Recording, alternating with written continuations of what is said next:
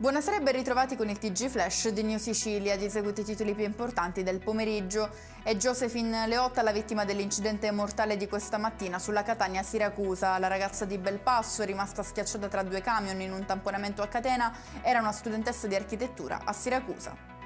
Parliamo ancora di incidenti stradali, ma questa volta ci spostiamo a Palermo, dove sono entrate in collisione due auto. Il bilancio è di 6 feriti, trasportati poi in ospedale. Particolarmente violento l'impatto, con entrambe le vetture che sono finite a diversi metri di distanza dal punto dello scontro. Addio al professor Manlio Corselli, filosofo e uomo di cultura di Palermo, noto per la sua carriera accademica, è stato docente nella facoltà di lettere e filosofia. Oggi è ricordato come un uomo dai grandi valori, l'amore per la patria, il rispetto per gli altri e una forte passione per la storia. Finisce in manetta a Catania con l'accusa di furto di energia elettrica il titolare di un panificio da tempo allacciato abusivamente alla corrente per risparmiare sui consumi. Chiudiamo con il meteo. Per domani in Sicilia si prevede una giornata soleggiata con qualche annuvolamento temporaneo. La protezione civile regionale non ha diramato alcuna allerta. E con questo è tutto, prossimo appuntamento domani alle 13:30. Grazie per averci seguito, buona serata.